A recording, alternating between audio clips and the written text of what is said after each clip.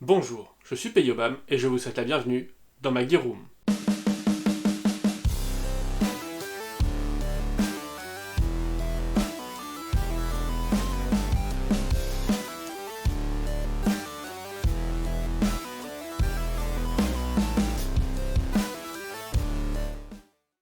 Aujourd'hui, je vous présente la petite dernière. Normalement, vous l'avez déjà vue si vous êtes resté quasiment jusqu'au bout de la FAQ. Si c'est pas le cas, je vous remets le lien dans la description. Donc c'est une AK-74 de chez E&L. On va faire un tour rapide de l'externe de la réplique. C'est ce qui m'intéresse le plus, on va dire. L'interne, je m'y attarderai pas, je suis pas expert. Et ensuite, je vous montrerai un peu comment je les custom. Comme je disais, AK-74 de chez E&L, donc avec garniture bois. La garniture est vraiment magnifique. Alors, elle a un peu morflé. Voilà, la propriétaire précédente, les propriétaires précédents, parce que c'est une réplique que j'ai achetée d'occasion, l'ont pas ménagée. Mais bon, ça lui donne un look un peu... Voilà, elle a vécu, quoi. Elle a vécu, c'est du costaud, c'est solide, c'est très très beau, ça marche bien. Les chargeurs ont été un peu tunés pour qu'ils ressemblent plus trop aux chargeurs d'origine. En tout cas avec la couleur d'origine, un peu patiné. Voilà, ça rend pas mal, vraiment pas mal. Donc dessus, j'y ai mis, comme vous allez pouvoir voir ici, une sangle originale d'AK.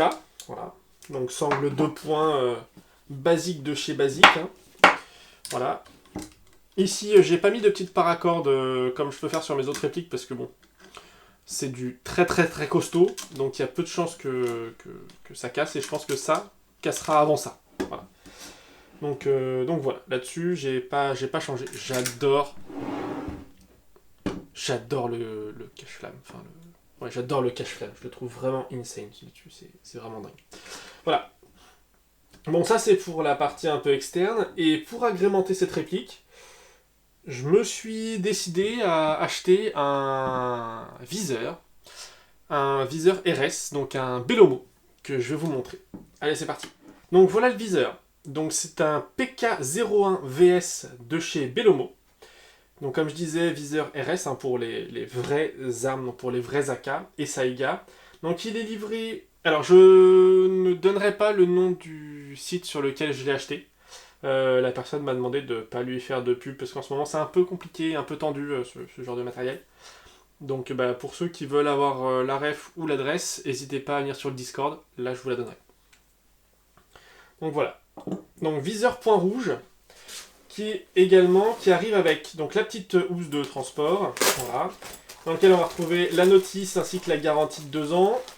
Et on va retrouver également un petit pinceau pour la nettoyer, une petite microfibre pour nettoyer la lentille, et on va également retrouver la clé de réglage qui est dans ma caisse à outils pour aller en partie. Et on va enfin retrouver donc les petits caches aussi qui sont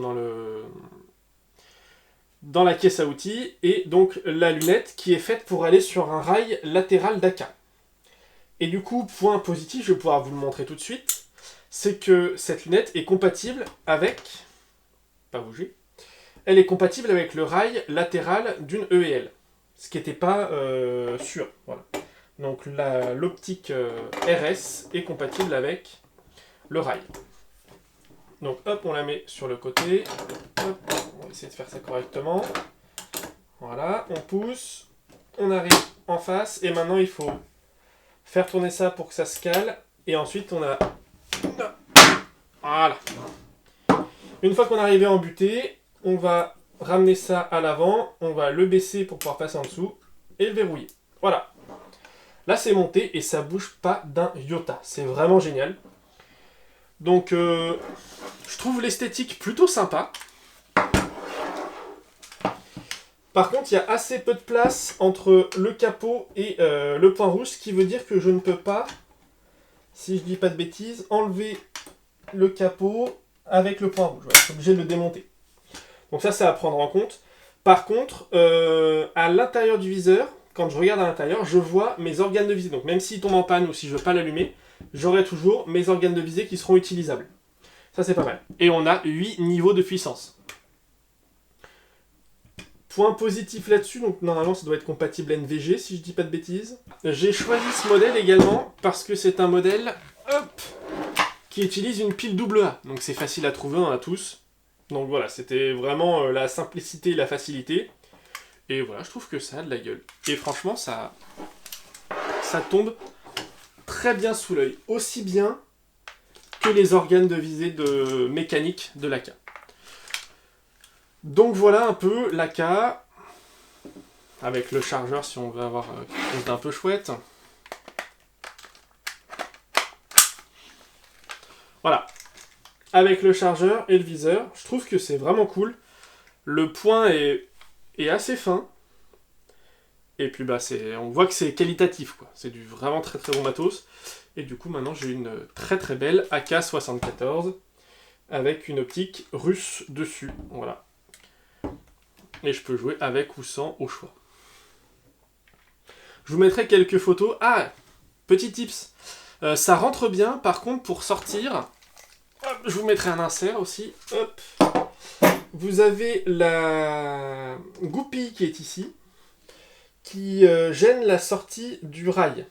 C'est-à-dire que si, hop, voilà, je retourne ça, je commence à le sortir, ça va bloquer, il va y avoir un pouillème de ça qui va bloquer ça. J'ai pas très envie de le poncer, donc ce que je fais, c'est que je prends un petit tournevis, je lève un tout petit peu pour que ça sorte. Voilà. Rien de bien méchant, il faut juste le savoir. Alors après, ça peut peut-être dépendre des modèles. Hein. En tout cas, sur le mien, ça gêne. Voilà. Bah écoutez, on a fait le tour de mon AK. Comme d'habitude, elle a sa caisse avec ses chargeurs qui lui sont dédiés, le viseur qui va avec. Bref, c'est tout nickel.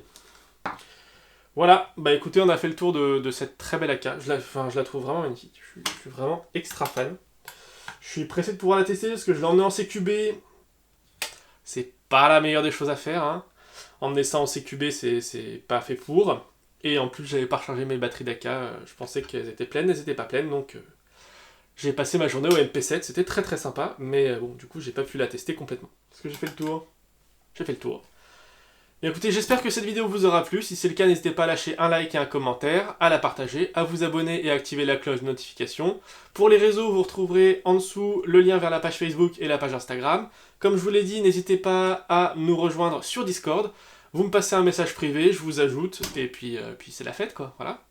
Bon bah la roue du forçage est maintenant terminée. C'est tout pour moi. Fin de communication.